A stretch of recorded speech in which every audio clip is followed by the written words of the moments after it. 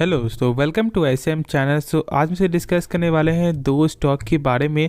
पहला आपका होने वाला है बजाज फिनसर्व, दूसरा आपका होगा टाटा एल्क्सी। दोनों के बारे में हम सब जो ब्रीफ में डिस्कस करेंगे।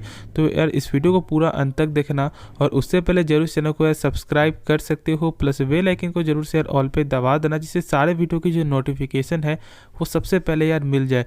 तो डिस्कस करते हैं पहले बजाज फिनसर्व के बारे में।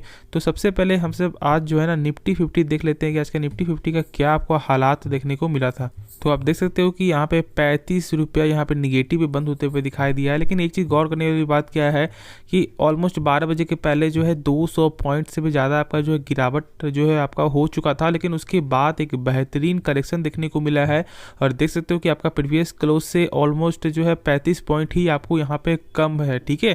क्योंकि देख सकते हो कि 12 बजे के लगभग 12 बजे के पहले ही 200 पॉइंट गिरावट था, और उसके बाद एक अच्छा यहाँ पे बाउंस बैक देखने को मिला है। और इस बाउंस बैक को लगभग यहाँ ये बाउंस बैक जो है ऑलमोस्ट 170-180 पॉइंट का है, तो ये कोई मामूली बात है नहीं। और इसी के रिगार्डिंग अब हमसे बजाज फिनसर्व में यहाँ पे देखेंगे कि उसमें क्या देखने को मिला, क्या, क्योंकि उसमें बहुत ज़्यादा गिरावट हुआ था, लेकिन मेन आज पर्पज़ क्या है वो यहाँ पे हमसे डिस्कस करेंगे। तो आप देख सकते हो कि बजाज फिनसर्व में भी आपका 12 बजे के पहले लगभग 1593 तक आपको जाते हुए दिखाई दिया, लेकिन उसके बाद बेहतरीन यहाँ पे बाउंस बैक देखने को मिला, और लगभग 25-20 पॉइंट का यहाँ पे आपका फ़र्क था। अब वही चेक करोगे आपका बजाज फाइनेंस में, तो बजाज फाइनेंस में भी उसी तरह का देखने को मिला, लेकिन उसमें आज यहाँ पे आपका क्या हुआ है कि लगभग 65 पॉइंट यहाँ पे गिरावट में है, ठीक है। अब देखो यहाँ पे क्या हो रहा है ना कि बजाज फिनसर्व भी अपने सपोर्ट के नीचे है, और आपका जो है फाइनेंस भी सपोर्ट के नीचे है। अब बहुत से लोग यहाँ पे से नहीं जानते होंगे कि ये कंपनी जो है आपका 200% से ज़्यादा का आपको जो रिटर्न आपको दिखाता है 5 सालों में। अब मैं ऐसा क्यों बोल रहा हूँ, क्योंकि देखो जब यहाँ पे आप चेक करोगे ना 5 साल के रिटर्न में, तो क्या देखने को मिल रहा है आपका 48% आपका यहाँ पे मात्र रिटर्न, ठीक है। लेकिन ऐसे यहाँ पे नहीं दिखना है, क्योंकि देखो यहाँ पे जब बोनस और जब आपका स्टॉक स्प्लिट हुआ था ना, तो बोनस वाला अभी तक यहाँ पे फिक्स नहीं हुआ है, और इसी के रिगार्डिंग ऐसा कुछ आपको देखने को मिला है। लेकिन वही अब मैं आपको नीचे स्क्रॉल करता हूँ, तो यहाँ पे आप देख सकते हो कि 5 साल में अप टू 199% का कंपनी आपको जो रिटर्न दिखाई है। तो पेशेंस चाहिए। अब वही 2016 में जो यहाँ पे पैसा लगाया होगा, ठीक है, 2016 देखो या 2018 देखो, तो उस हिसाब से तो अभी कितना ज़्यादा पैसा आपका बन चुका, ठीक है। तो बस पेशेंस का ही सारा गेम है। यदि कंपनी में आपको भरोसा है, यदि कंपनी का बिजनेस मॉडल आपको पसंद है, तो डरने वाली जरूरत ही नहीं, क्योंकि देखो यहाँ पे दो सेक्टर में काम कर रही है कंपनी। पहला तो आपका फाइनेंस हो गया, दूसरा आपका इंश्योरेंस हो गया, और यहाँ पे दोनों कैटेगरी जो है ना एक लॉन्ग टर्म का ही मार्केट है, ठीक है। इंश्योरेंस भी यहाँ पे लॉन्ग टर्म में आगे जाने वाला है, और आपका फाइनेंस भी आगे ही जाएगी, और इसीलिए अभी भी लोग चेक करोगे तो यहाँ पे आप इंश्योरेंस सेक्टर के स्टॉक में ना लोग फोकस कर रहे हैं, ठीक है।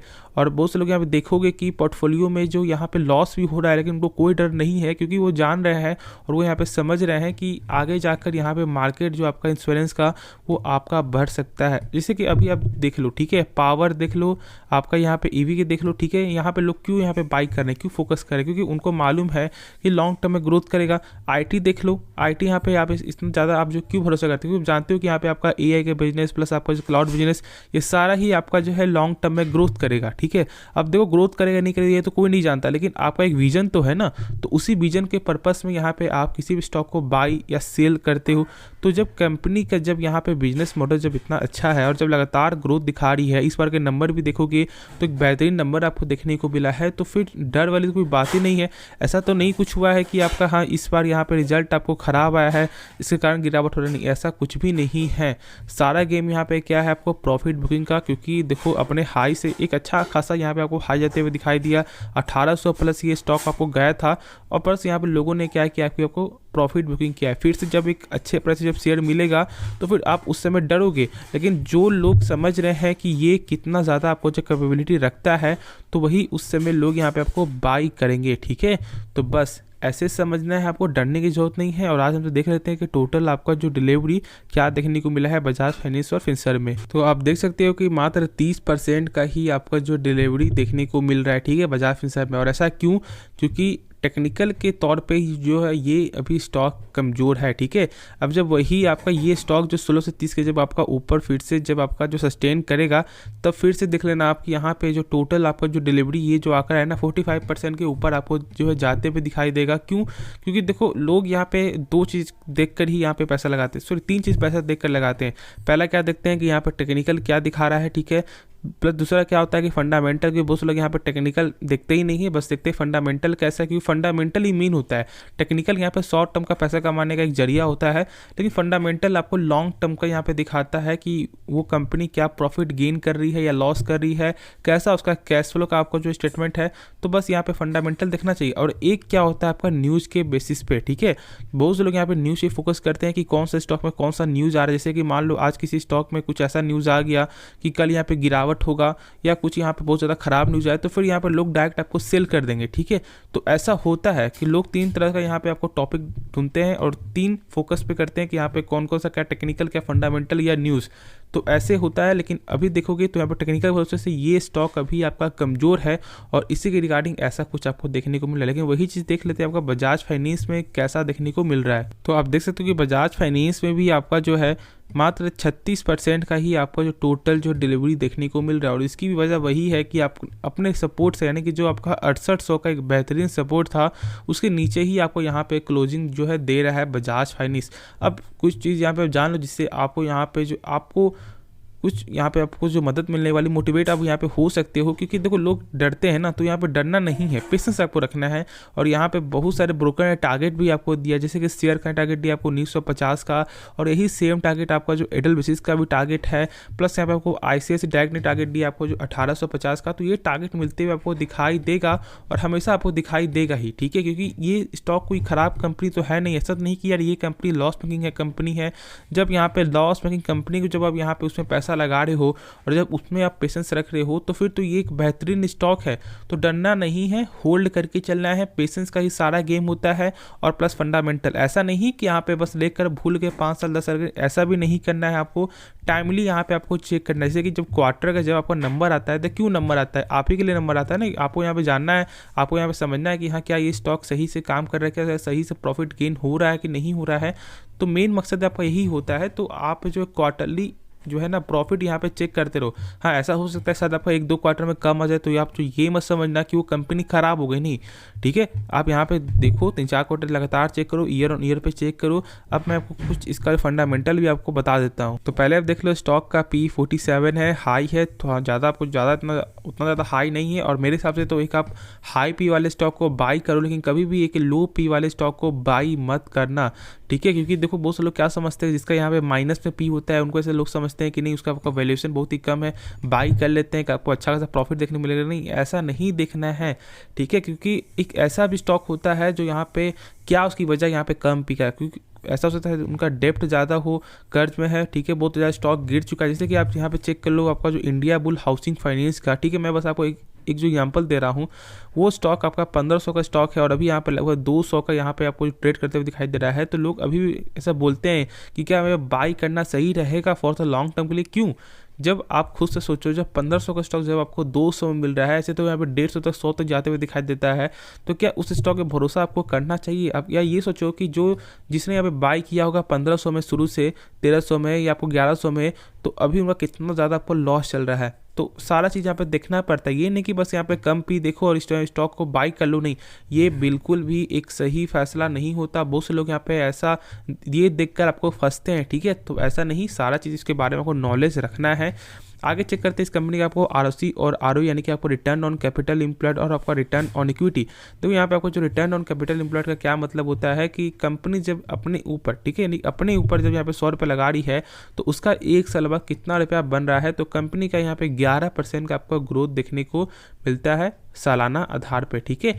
प्लस यहाँ पे देखो, जैसे सिंपल यदि किसी कंपनी के बारे में जानना चाहते हो तो कम से कम यहाँ पे नहीं तो यहाँ पे 15% से ऊपर होना चाहिए। लेकिन तो ये सेक्टर वाइज भी यहाँ पे जो है आपको चेक करना चाहिए। ऐसा नहीं चेक करना है कि आपको मान लो कि मैं यहाँ पे चेक कर रहा हूँ फाइनेंस सेक्टर की कंपनी का और किसी IT सेक्टर से यहाँ पे मैं आपको कंपेयर कर लेता हूँ, तो ये बिल्कुल भी एक सही प्रोसेस नहीं है, ठीक है। क्योंकि आपको यदि कंपेयर करना है तो सेम सेक्टर के सेम आप एक अलग स्टॉक से करो, ठीक है। सेम सेक्टर यदि आप फार्मा सेक्टर का चेक कर रहे हो तो फार्मा सेक्टर के ही 2 अलग स्टॉक से चेक करो, तो आपका एक अच्छा वैल्यूएबल यहाँ पे जो है नंबर आपको देखने को मिलेगा, ठीक है। अब यहाँ पे चेक करो रिजल्ट के बेस में, तो यहाँ पे लगातार रिजल्ट में ग्रोथ देखने को मिल ही रहा है। सेल्स के मामले में देख सकते हो, प्लस देखोगे तो यहाँ पे प्रॉफिट के मामले, तो प्रॉफिट में भी आपका इस क्वार्टर में गजब का ग्रोथ देखने को मिला है और आपका ईयर ऑन ईयर में भी गजब का ग्रोथ है।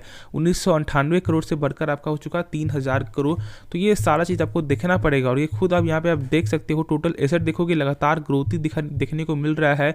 तो क्या चाहिए फिर। अब कैश फ्लो आता है, देखो कैश फ्लो यहाँ पे 3 तरह का कैश फ्लो आपका होता है, ऑपरेटिंग एक्टिविटी, इन्वेस्टिंग और फाइनेंसिंग।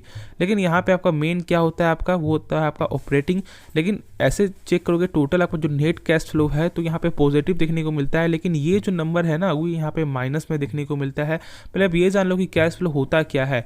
कैश फ्लो हमें आपको ये बताता है, जिससे कि मान लो यदि आप जो है कुछ भी सामान, जैसे मान लो आपने 10 रुपये का पेन बेचा, ठीक है, और क्या ग्राहक ने आपको पैसा दिया या नहीं दिया, तो ये जो आपका ट्रांजेक्शन है, ये ट्रांजेक्शन आपका शेयर होल्डर को कैसे मालूम चलेगा कि ये सही में ट्रांजेक्शन हुआ है, ये सही पैसा आपको रिफंड मिला है।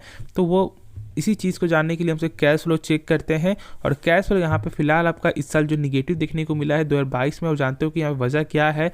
लेकिन ओवरऑल चेक करोगे तो यहाँ पे फाइनेंसिंग से और आपका जो इन्वेस्टिंग से एक आपको अच्छा खासा जो प्रॉफिट यहाँ पे देखने को मिल जाता है, पैसा बन जाता है।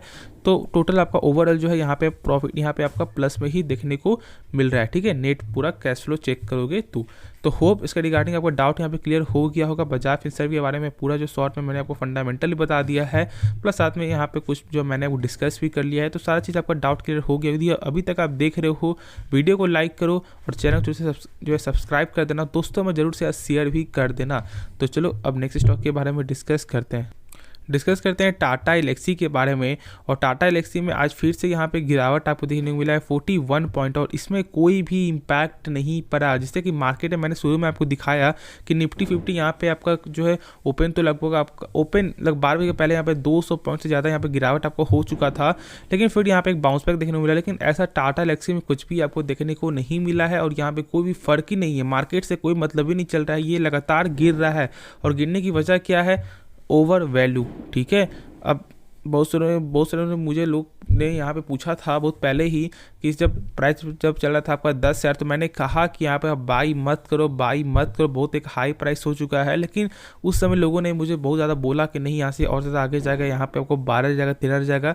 तो आप देख सकते हो कि यहाँ पे अभी कहाँ पे स्टॉक चल रहा है। देखो ऐसा नहीं कि ये स्टॉक आपका जो कैपेबिलिटी नहीं रखता आगे जाने का, नहीं, ये स्टॉक पूरा दमखम रखता है, क्योंकि एक सॉफ्टवेयर कंपनी के स्टॉक, एक सॉफ्टवेयर स्टॉक है, सॉरी यहाँ पे सॉफ्टवेयर सेक्टर में का ये स्टॉक है, और ये जो है आपका लॉन्ग टर्म में यहाँ पे ग्रोथ करने वाला है। लेकिन किसी भी स्टॉक का एक प्राइस वैल्यू होता है, और प्राइस को समझना पड़ेगा।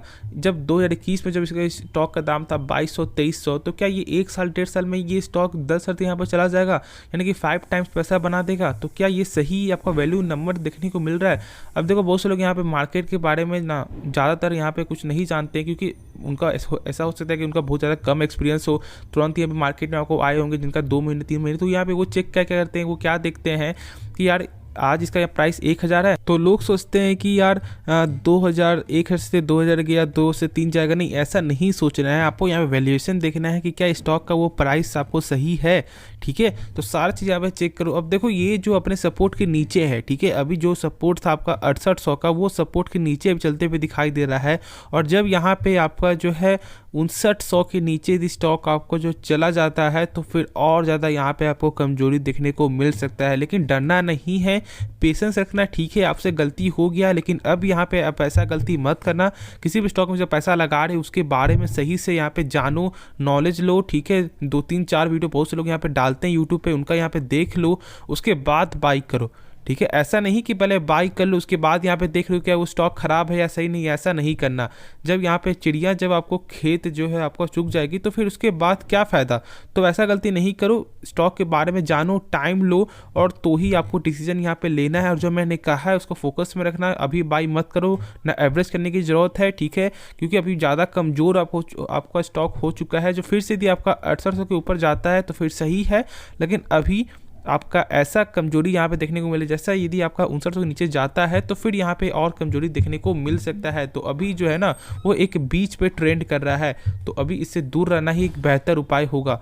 तो चलो इस वीडियो को यहाँ पे अंत करते हैं, लेकिन उससे पहले जरूर चैनल को सब्सक्राइब कर देना, प्लस बेल आइकन को जरूर से यार ऑलवेज दबा देना, जिससे सारे वीडियो की जो नोटिफिकेशन है वो सबसे पहले यार मिल जाए। तो मिलते हैं नेक्स्ट वीडियो में, तो तब तक के लिए धन्यवाद।